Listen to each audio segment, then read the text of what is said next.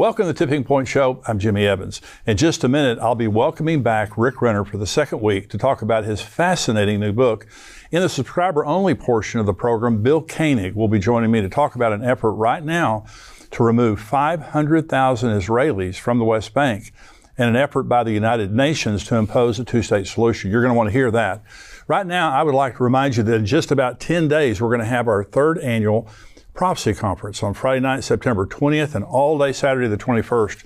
We're going to have worship, powerful end times teaching, and a special time of corporate prayer on Friday night. I want you to be a part of that, so go to conference.endtimes.com to get your tickets to attend or purchase your live stream pass. And remember, if you're a paid subscriber to endtimes.com, you get a 50% discount. And now I'm delighted to welcome back to the show my good friend Rick Renner. He's the author of many best-selling books that have sold millions of copies in many languages all over the world. He's the overseer of the Good News Association of Churches and founder of the Good News Church in Moscow, Russia. He's joining me again today to talk about his new book, Fallen Angels, Giants, Monsters, and the World Before the Flood. Rick, thanks for joining me again today. I am thrilled to be with you. It's good to have you back with me. Now, last week we just got into the introduction last week, and if somebody didn't see this, I hope that they'll go back and watch last week, because it's absolutely fascinating. But we kind of laid the foundation.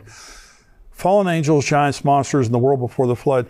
So much of the Bible is based on this. It is. This is not, we're not going back in history and talking about a bunch of stuff that happened.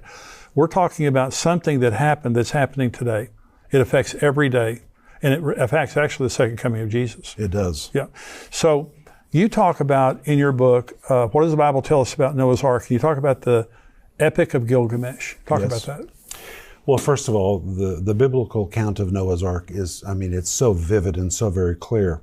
But when you really begin to study, and I document all of it in this book, of the flood stories from around the world, there are 270 flood stories from around the world. From cultures that never contacted each other, but they all tell the same story. And if you compare them side by side, of the 270 flood stories, 80% of them basically tell the same story.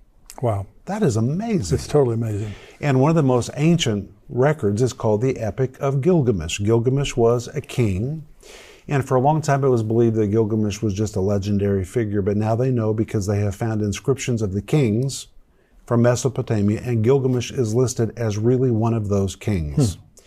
And Gilgamesh was a king who went in search of the man who built the ark. And it records the entire story, even describes where he lived.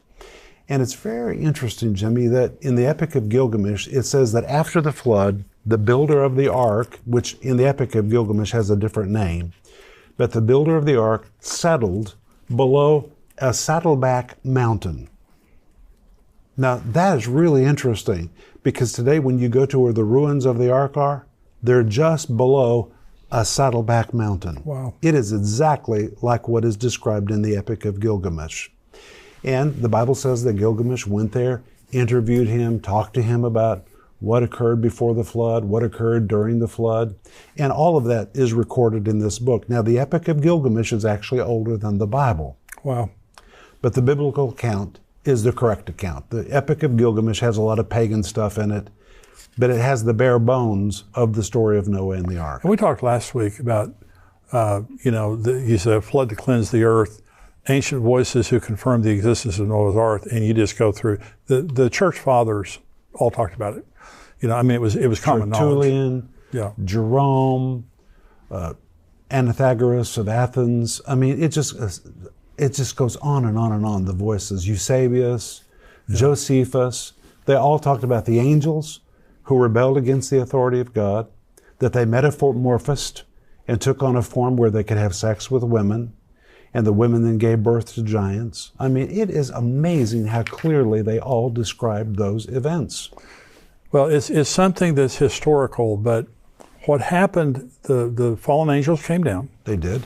We talked about that last week. They mated with human women. They did. Actually, it says they took women. Again, by force. By force. It could have been a kind of an abduction. Right. But they took women to mate with. And so that was the reason for the flood.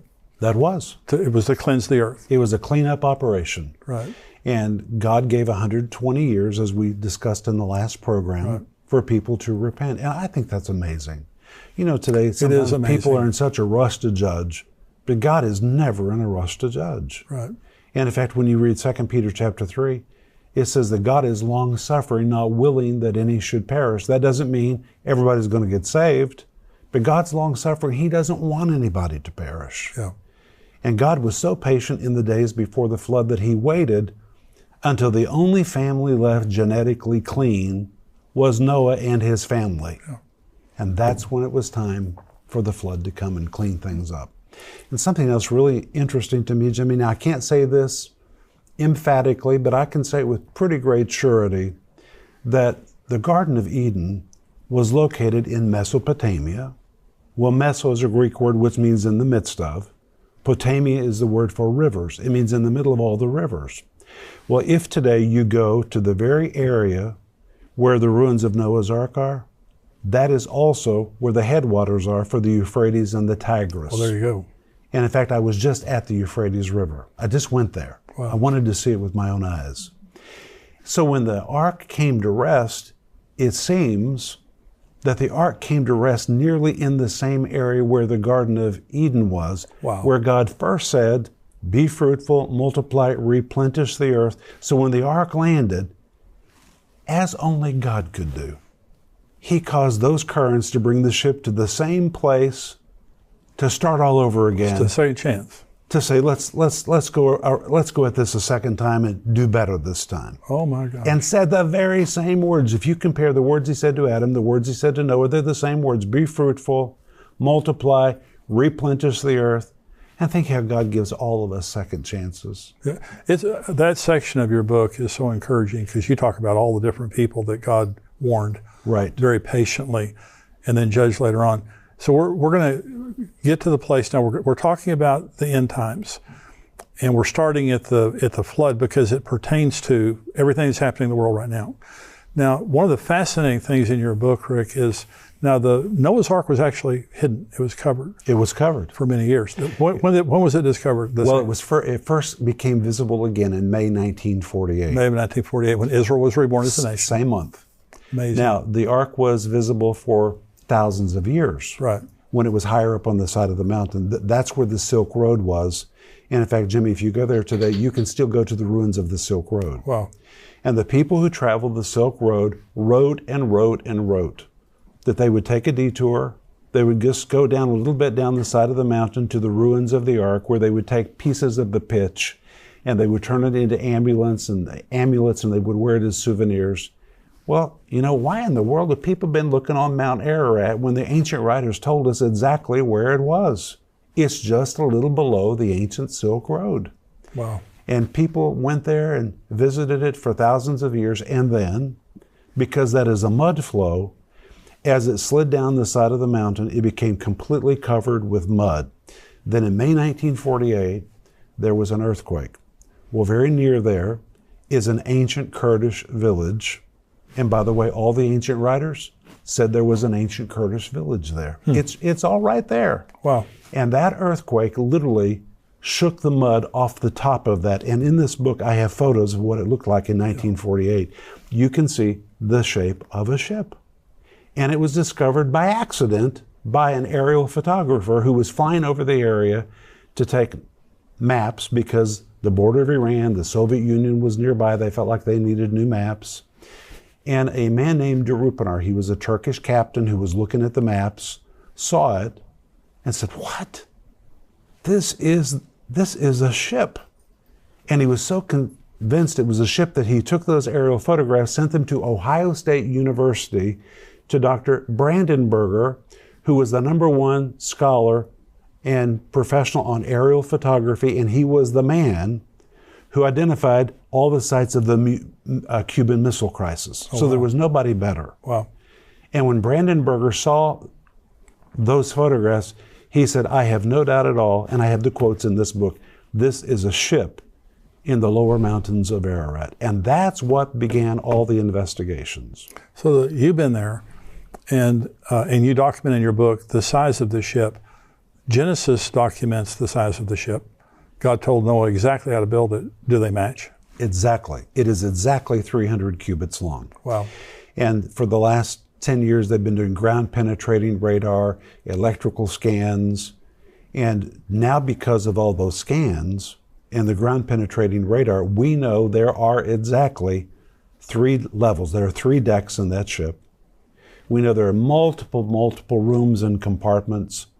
And when you look at the scans which are in this book, you can actually see the right angles. These things do not appear in nature. And now, there was another big earthquake which occurred in 1958 and 59, and the sides of the dirt began to fall out from the sides of the ship. So now, it kind of just stands out in this mud field.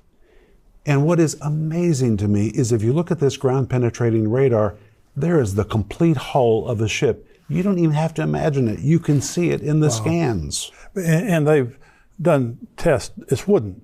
I mean, this is a wooden ship. Well, it would be petrified. Petrified. Yeah. Petrified. Now, the Bible says it was gopher wood. You know, there's no such thing as gopher wood. Nobody ever knew what that meant. Well, now we know, because they have examined pieces of it, and you can see multiple pieces of wood that appear to be glued together. It's laminated wood. Really? Which means God gave Noah all the technology that he needed. Wow. Now, some people say that there was no bronze, there was no metal at that time, but there was. In fact, the Bible tells us about Cain Tubal, who was a maker of bronze, and they had technology at that time, and they have actually discovered one rivet, and ancient ships had rivets. This was an ancient ship. Wow. And Noah built it exactly like they built all ancient ships.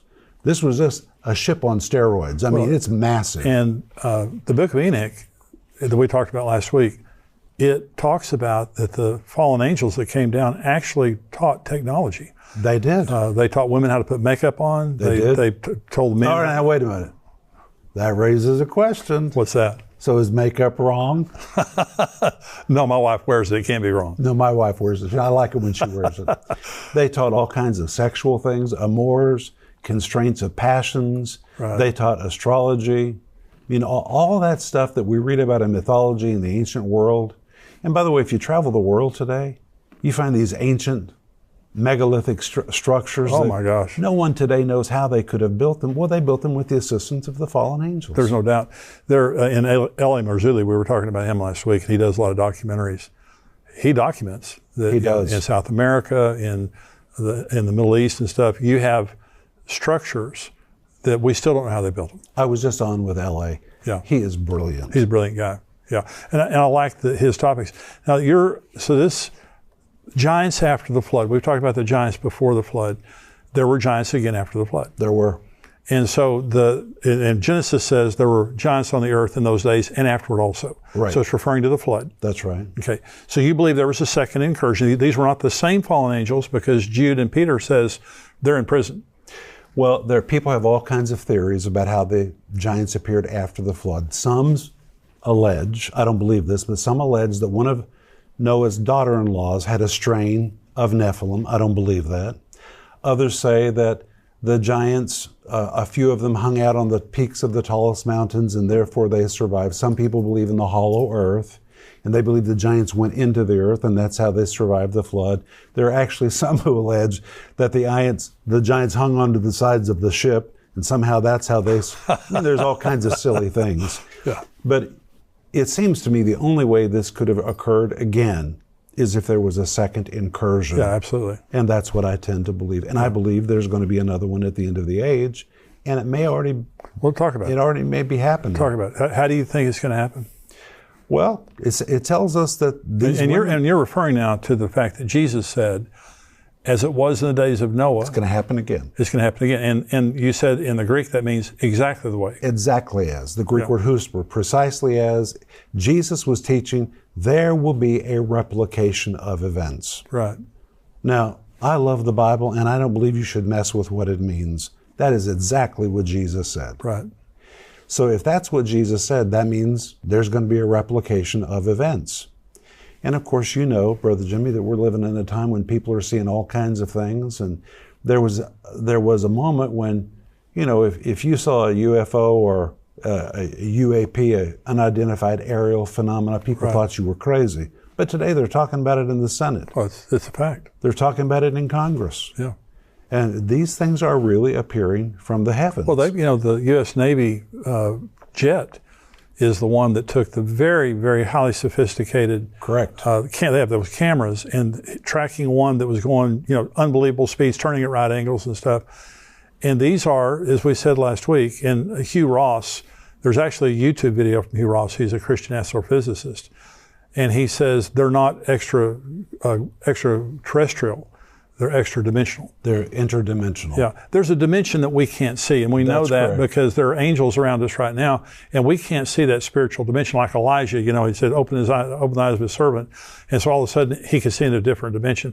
There's a dimension that we can't see in, but these are demons, they're fallen angels, they're whatever. They are appearing to people. They are. And they're demonic. And I believe that in the very near future, there's going to be some kind of a disclosure. I think there's going to be a huge disclosure about these things, and it's going to really shake the faith of a lot of people. I really believe it. Absolutely. People are going to wonder, well, then who is Jesus? Was Jesus an alien? Yes. I mean, where do we fit into all of this? But Rick, the 2 Thessalonians says that Satan will come with all power, signs, and lying wonders. That's right. And so there's going to be mass deception in the end times, just like there was in the days of Noah. And that's why we need to teach on this. Yes. If you tell people what's going to happen, then when it happens, they won't say, oh me, oh my. They'll say, oh, that's exactly what Jesus said was going to happen. Yes. And I think we need to really prepare people, and that's why I wrote this book. It's a phenomenal book. It's really a reference book. I've studied on a lot of these topics from time to time. Rick puts these together in such a magnificent way, pictures, graphs, charts, all kinds of stuff that just helps you, but very well documented historically, biblically, and all of that. But this pertains to the time that we're living in. We're not talking about something historical. We're talking about something that happened in history that's happening again according to Jesus at the end of the age. And Dan Brown wrote a book that was talking about Jesus swooned on the cross. He didn't die. Then he married Mary Magdalene. Right. And they made a movie about that. Millions of people lost their faith. That's right. Because they believed more. And by the way, 60 Minutes of all people completely discounted his book in a 60 Minutes episode. It was just trashed. And they proved it. That there's a time happening today that you have to make a determination. Are you a cultural Christian or a biblical Christian? Well, I am a biblical Christian. I'm a biblical Christian. And there are a lot of people that are more persuaded by social media and the media than they are by the Bible. Well, Jimmy, the Bible tells us to know those who labor among you. Right. And there are a lot of weird stuff on YouTube. Yeah. We know that. Yeah. I am actually so committed to know who's talking to me in media that if I'm watching the news and somebody's reporting the story, I want to know who is that reporter. Yeah. I want to know who are they, where were they educated, who are their friends, Yeah. what's the slant they're bringing to me. Yeah. And the same day, in this time when there's so many faces on social media, we need to know who's talking to us. What do they believe? Yeah. Who are they accountable to? Well, the time that we're living in right now, there were giants before the flood. Yes. The flood came, there were giants after the flood. There were. And there then- were a lot of giants after the flood. And there was a campaign, obviously, Israel. They were commanded to wipe them out. Were all of the 7 nations that Israel came in and dispossessed, were they all giants? Nearly all of them. Wow. They were Rephaim, they were Anakim, they were Nephilim, they were all... Zamzummim? It's a lot of weird names. Are they just different tribes of the same? They were just different outfit? tribes. All of them had little distinct features from Right. one another. There was even a valley of the giants. I mean, this is not mythology. These were real things that people of Israel faced. Absolutely. Yeah. And so you talk about the book of the giants that you were talking about. It's not Bible, but they were part of the Dead Sea Scrolls. Part of the Dead Sea Scrolls. And it talks about the giants. It's interesting, and this is the first time I've ever discussed this, but near the site of the ruins of Noah's Ark, there is a grave that contains a giant. Really? And it's been covered, it is protected, because they don't want anybody to come and steal the remains that are there. But there's a giant skeleton that is there. I can take you right to where it is. Oh, wow. Also in the valley below where the ruins of the ark are, Jimmy, they're the ruins of a house that is thousands and thousands of years old. And on the top of those ruins was constructed a Byzantine church. And the Byzantines constructed this church there because they said those ruins were the ruins of Noah's house in the valley. Goodness. It is amazing. And it's close to where the ark is? It's about 18 miles. Oh my gosh. So when Noah and his boys and his family came off the ark, first of all, they sacrificed to God. Now, brother, I'm going to tell you something. My favorite thing of the whole site is the sacrificial stone. It is there. It is enormous. Wow. And so here's the place of the landing. You just go a few hundred meters, and there's a massive, massive stone, and cut right across the top of it is a blood channel. And you can see how the blood flowed right off the top of that ark. And the Kurdish village there, that has been there for thousands of years, identified that as the place where Noah offered his first sacrifice. Wow. And Brother Jimmy, I love to go there. I mean, I just get chill bumps when I go there, because you just know this is really where Noah offered his first sacrifice. This is where God smelled the savor of that sacrifice. This is where the rainbow first appeared, and you don't have to imagine very hard to see it. I mean, that's really where it happened. And then the earliest settlement was called Mesha. It's referred to in Genesis chapter 10, verse 30. Well, guess what? The lower part of that mountain to this day is called Mishar. It's a derivative of Mesha. That is the name of that mountain. Wow. And just below the Saddleback Mountain are the ruins, which probably date to the first settlement after the flood. And on the side of that mountain are petroglyphs of giraffes, elephants, things that have no basis in Turkey, but they were the animals that came off the ark. It's all right there. And then as the waters went down, well, you can imagine Noah and the animals, they all followed as they went downward, as the animals went down. Finally, he settled in the valley, probably near where that Byzantine church was built. And that's where you read all the events that took place between him and Ham and all of that. It all happened. It is all right there. And it documents the Bible. It does. And you do such a great job. This book is just full of, it's a treasure. You know, what I do with some books is I just read, in my quiet time every morning, I just read a chapter. This is one of those books that you need to buy and read. It's a good reference book. It just relates to many issues that you read about in the Bible. It's fascinating reading, though. It's just fascinating. So the giants came, and the children of Israel were commanded to kill the giants. To kill them. And they did to a certain extent, but there are giant skeletons all over the world. There are. So it's believed that some of them left the area. They, migrated to other areas of the world. Catalina Island, I believe it was early 19th century, had a massive giant skeleton uncovered, and the government came and picked it up. And they don't let you keep. If you find a giant skeleton, they don't let you keep it. And so there's reports of this all over the place. But I saw a documentary that we were talking about last week on the History Channel. And Captain Kirk, William Shatner, was the narrator of this. And they were talking about in Arizona, I believe this is in the 18th century, there was a tribe of red-headed giants. That's right, there were. And they were cannibals. And the Indians were terrified of them.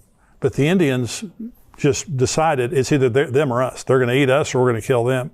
And the Indians ultimately trapped them in a cave. And burned them. And the cave is still there with all the burnings. The point is, this is reality. And if you look at the earliest maps from world explorers, it's very interesting, because on those early maps, they draw pictures of what kinds of peoples lived in all these different areas. And in South America, there were giants. Wow. They're pictured right on the ancient maps, that there were giants in this area, there were giants in that area. So this was not an affair which was located only to Israel after the flood. Well, and so you're talking about the flood, worldwide accounts of that, worldwide accounts of so many of the things we're talking about. The men of renown, the giants came down and were men of renown. Well, this goes back to all of the ancient legends, mythology and stuff. That all of this is their worldwide accounts. Even though they're different cultures, they basically have the same history. And so they're all talking about it. So again, at the end times, Jesus said, as in the days of Noah, it'll be in the times of the coming of the Son of Man. So we never set dates. I know you never set dates, but how close are we to the days of Noah as it relates to? I think we're living in it. Mm-hmm. But Brother Jimmy, I have to tell you, this book is really different for me. And I was hesitant to write it because so many people who approach these subjects are a little nutty. Yeah. I mean, they get off on some really weird, bizarre stuff, and I didn't want to be associated with that. But I think that people know that I've got my head on straight. Yeah. And I felt like somebody needed to write a book that documented it from a real logical standpoint, and I believe that's what this book is. But I believe we're living in the repeat of those days. I do. And I think the rapture could happen at any moment. Yes. And as we covered in the last episode, that word harpazo, which is translated caught away, describes a rescue operation. You know, some people say, you people that believe in the rapture, you're just escapists. I sure am. You bet I am. I am an escapist. Yeah. Now, that doesn't mean we hide our head in the sand right now. We help people. We rescue the perishing. We care for the dying. We do everything we can. But the rescue operation, the Greek word harpazo, it means it's going to happen in a pretty bleak moment. Now, there are people who say, and I don't want to dash anybody's hopes, but they say, the world's going to have a great awakening. Things are going to get better. It is not. No. That flies in the face of Scripture. Yes, it does. Now, the church is going to have a visitation. I do believe that. We're going to rise and shine, but the world is being prepped for the Antichrist. Yes. It's got to become a lawless place in order for them to embrace a man of lawlessness. Yeah. And it's going to spin darker and darker and darker and darker out of control. We're here to help. But you know what? In 2 Thessalonians chapter 4, it talks about the great restrainer. Right. And it says a moment will come when the great restrainer will be removed from the midst of everything. And when you read it in the Greek, it literally means the great restrainer, whatever it is, it's everywhere and it's in everything. It's us. That's right.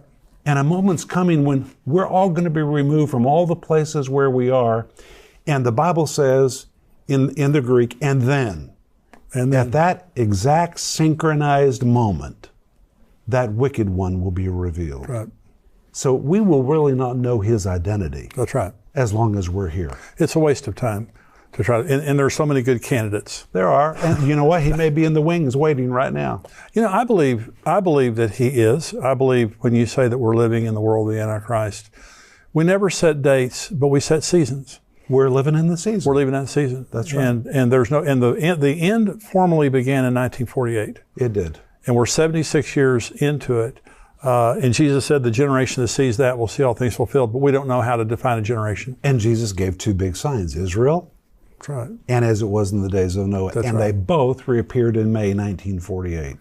That's the connection. That's amazing. You know what L.A. Marzulli said to me? What? He said, yeah, and the Roswell event occurred in 47. Wow. He said all these alien interactions, the birth of Israel, the reappearance of the ark, it all started about the same time. I think that these are not coincidences. No, not at all. And that's what I love about your book in these kinds of issues is it's connecting the ancient truths of the Bible to the reality of what's happening right now. Mm-hmm. Because that's what Jesus said. It happened, then it's going to happen again. And that's what we see in real time. And it's documented. This is not, and you've done such a great job in your book. Well, thank you. And when you said, about you being respected, you're one of the most respected Bible teachers in the world. Well, thank you. Well, you Jimmy. are. You really are. And I'm honored to have you on the show. Fallen Angels, Giants, Monsters in the World Before the Flood. And the subtitle is How the Events of Noah's Ark and the Flood Are Relevant to the End of the Age. And so, Rick, they can get this on Amazon? Amazon, or they can go to Renner.org. Renner.org. And Renner.org has your books. It has all the information about your ministry. Yes, everything's there. You have a wonderful television program. And thank you. And you're on TV all over the world. And you have a Russian network. I have two Russian networks. Yeah. So, I sure do. So if a person's out there and they're Russian speaking, where do they go? They go to gnctv.org. gnctv.org. Mm-hmm. But for everyone else who wants to watch your TV show, can they watch it on YouTube? Can they watch it on Renner.org? Yeah, or Daystar. I mean, we're on so many different networks. But if they go to Renner.org, they can find all the places where they can see our program. And they can watch it right on our channel. Well, I want to encourage everybody to go on Rick's website to get this book. It's a phenomenal book. Rick, thank you. Thank you, sir. And I want you to come back. You have promised me to come back. I will. Thank you for having me. God bless you. Thank you for joining me today. We're going to go now to the subscriber-only portion, and I have Bill Koenig joining me. Bill was a White House correspondent for many years, and he is an expert on world events, but also on Israel. He is very involved in an effort right now against the United Nations and against the International Criminal Court and International Court of Justice. And he's going to be talking about that. But there's an effort to remove 500,000 Israelis from Judea and Samaria, the West Bank. And so he's going to be talking about that and more about Israel. So I want you to stay tuned. Now, if you're not a subscriber of endtimes.com, go there right now. endtimes.com, $7 a month. You can be a subscriber, $77 a year. We would love to have you. You get all the Tipping Point Show and everything else that we do through the week. And we have several podcasts, breaking news, all kinds of things that we have for you. $7 a month. But if you're a subscriber, stay tuned. I'll be right back with Bill Koenig.